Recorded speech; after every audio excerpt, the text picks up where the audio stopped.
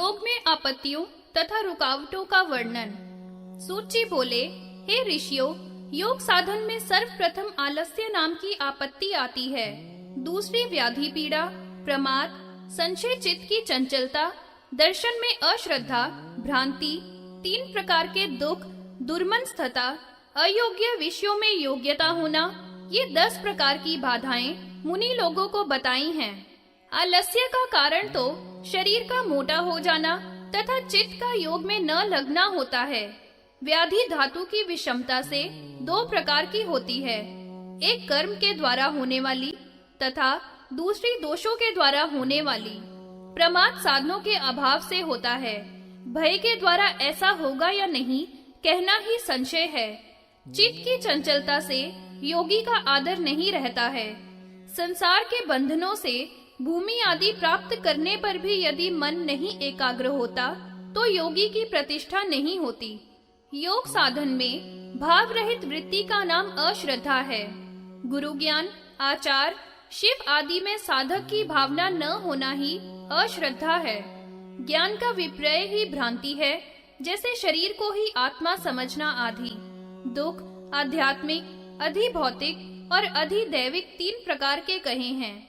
दुर्मनस्यता को वैराग्य के द्वारा निरोध करना चाहिए। तमोगुण तथा रजोगुण के द्वारा छुआ हुआ मन ही दुर्मन होता है। योग्य और अयोग्य विषयों में विवेक के द्वारा स्वीकृति ही योग्यता है तथा हठ पूर्वक करना अयोग्यता है। इस प्रकार योगियों को योग मार्ग के साधने में यह 10 आपत्तियां आती हैं, किंतु अति अधिक उत्साह वाले मनुष्यों के द्वारा यह नष्ट कर दी जाती हैं। इसमें तनिक भी संदेह नहीं है। इन आपत्तियों के नष्ट हो जाने पर सिद्धि की सूचक बाधाएं उत्पन्न होती हैं। इनमें प्रतिभा नाम की पहली सिद्धि है, दूसरी श्रवण कही गई है, तीसरी वार्ता, चौथी दर्शना, 5वीं आस्वादा, 6ठी वेदना कही गई है। मनुष्य इन 6 सिद्धियों को त्यागने पर ही सिद्ध होता है। प्रतिभा को दूसरों पर प्रभाव डालने वाली सिद्धि कहा है। इसके द्वारा सिद्ध लोग दूसरों को प्रभावित करते हैं, जैसे सूक्ष्म वस्तु को तथा व्यवहार की बात को, बीती हुई तथा आगे की बात को बुद्धि के विवेचन द्वारा बता देना। सभी प्रकार का ज्ञान प्रतिभा का अनुयायी होता है। योगी लोग बिना ही प्रयत्न के सभी शब्दों को श्रवण सिद्धि के बता देते हैं। ह्रस्व, दीर्घ और प्लुत का ज्ञान भी उन्हें श्रवण सिद्धि के द्वारा सहज ही में हो जाता है। स्पर्श के द्वारा वेदना सिद्धि का मान होता है। दर्शना सिद्धि के द्वारा बिना ही प्रयत्न के दिव्य रूपों के दर्शन होने लगते हैं। दिव्य रसों का स्वाद बिना प्रयत्न के ही जिस सिद्धि से मिलता है उसको आस्वादा सिद्धि कहा गया है। तन्मात्रा के द्वारा दिव्य गंधों का बिना ही प्रयत्न के आभास कराने वाली सिद्धि वार्ता है। इस संसार में औपसर्गिक आदि 64 प्रकार के गुण कहे हैं, परंतु योगी को आत्म कामना के लिए इन्हें सर्वथा त्याग कर देना चाहिए। इन गुणों के पिशाच, पार्थिव, राक्षस, याक्ष, गांधर्व, इंद्र, व्योमात्मक, प्रजापत्य, अहंकार, ब्रह्मा आदि नाम बताए हैं। इनमें आदि को 8 रूपों वाला, दूसरे को 16 रूपों वाला बताया है। इसी प्रकार तीसरे को 24, चौथे को 32, 5वें को 40 भूत मात्रा का बताया है। 64 गुणों से युक्त ब्रह्मा गुण होता है। औपसर्गिक आदि गुणों का त्याग करके लोक में ही गुणों को देखकर योगी को योग में तत्पर रहना चाहिए। मोटापन, हल्कापन, बालकपन तथा जवानी आदि अनेक प्रकार की जाति देहधारियों के लिए कही गई हैं। पृथ्वी आदि अंशों के बिना ही सुंदर गंध से युक्त जो ऐश्वर्य है वह 8 गुण वाला होता है, उसे महापार्थिव गुण कहा है।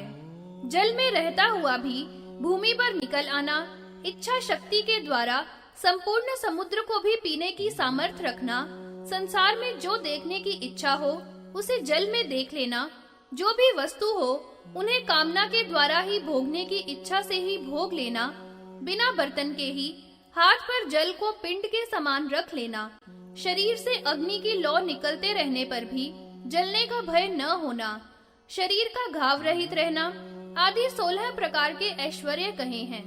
संसार को जलता हुआ दिखने पर भी जले नहीं, जल के बीच में अग्नि जलाकर अपनी रक्षा करना, हाथ पर आंच को धारण कर लेना, किसी भी वस्तु को जलाकर भस्म कर देना तथा उसे फिर ज्यों का त्यों बना देना आदि तेज संबंधी 24 गुण कहे गए हैं।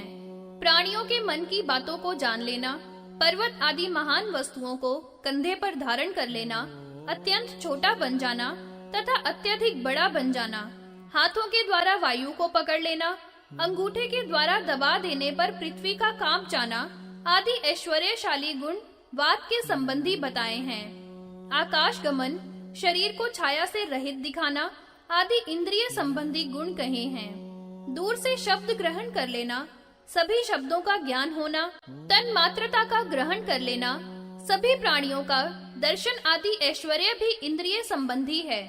इच्छा अनुसार अपनी इंद्रियों को वश में कर लेना, संसार का दर्शन करना आदि मानस गुण के लक्षण हैं। छेदना, ताड़ना देना, बांध देना, संसार को पलट देना, सब प्राणियों की कृपा होना, काल और मृत्यु को जीत लेना, ये प्रजापतीय अहंकार के लक्षण हैं। बिना ही कारण के सृष्टि रच देना, पालन करना, संसार बनाने की प्रवृत्ति तथा प्रलय कर देना, इस अदृश्य का तथा व्यक्त जगत का निर्माण तथा अलग अलग बांटना आदि ब्रह्म संबंधी तेज का गुण है। इस प्रकार ये प्रधान वैष्णव पद भी कहे गए हैं। इनके गुणों को ब्रह्म ही जान सकता है, अन्य किसी में जानने की सामर्थ्य नहीं है। ये असंख्य गुण हैं, शिव से अन्य और कौन जान सकता है। इन परम ऐश्वर्यों को शैवी गुण कहा है और विष्णु के द्वारा जाने गए हैं। योग के उत्थान में ये सिद्धियां बाधा रूप आती हैं। इनको प्रयत्न के द्वारा वैराग्य पूर्वक रोकना चाहिए। विषयों के भय का नाश तथा अतिशयता जानकर अश्रद्धा से इन सिद्धियों का त्यागना ही विरक्ति है। अतः इन सिद्धियों को वैराग के द्वारा योग में विघ्न समझकर त्यागना चाहिए। इन औपसर्गिक का परित्याग करने से महेश्वर प्रसन्न होते हैं। उनके प्रसन्न होने पर विमल मुक्ति अथवा अनुग्रह या लीला को योगी प्राप्त होते हैं। इस प्रकार इन बाधाओं को निरोध करके विशेष चेष्टा से वह मुनि सुखी होता है। कभी कभी इस भूमि को छोड़कर आकाश में शोभा युक्त होकर क्रीड़ा करता है। कभी वह वेदों का उच्चारण करने लगता है, कभी उनके सूक्ष्म अर्थों को बतलाता है, कभी कभी श्रुतियों के अर्थों को बतलाता हुआ श्लोक बनाने लगता है, कभी हजारों प्रकार के बंधनों से बंध जाता है, कभी मृग पक्षियों के शब्द ज्ञान का बखान करने लगता है।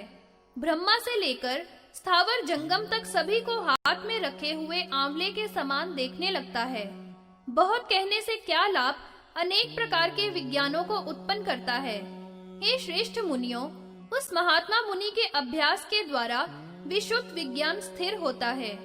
वह योग में लगा हुआ सभी तेजधारी रूपों को देखता है, अनेक प्रकार के देवताओं के प्रतिबिंब और हजारों विमानों को देखता है। वह योगी ब्रह्मा, विष्णु, इंद्र, अग्नि, वरुण, आदिक, ग्रह, नक्षत्र, तारे, अनेकों हजारों भुवन, पाताल, तलों की संख्या आदि को समाधि में बैठा हुआ आत्म विद्या के दीपक के प्रकाश से स्वस्थ चित्त से अचल होकर देखता है। भगवान की कृपा रूपी अमृत से भरे हुए सत्व के पात्र को देखता है तथा अपने हृदय के अंधकार को हटाकर वह पुरुष अपनी आत्मा में ही ईश्वर को देखता है। भगवान की कृपा से धर्म, ऐश्वर्य, ज्ञान, वैराग्य, अपवर्ग प्राप्त होती है। इसमें अन्य विचार नहीं करना चाहिए। 10,000 वर्ष 1000 बार बीत जाएं, तो भी उनकी कृपा के विस्तार को नहीं कहा जा सकता। हे मुनीश्वरों, पाशुपत योग में स्थित योगी की महिमा बड़ी अपार है।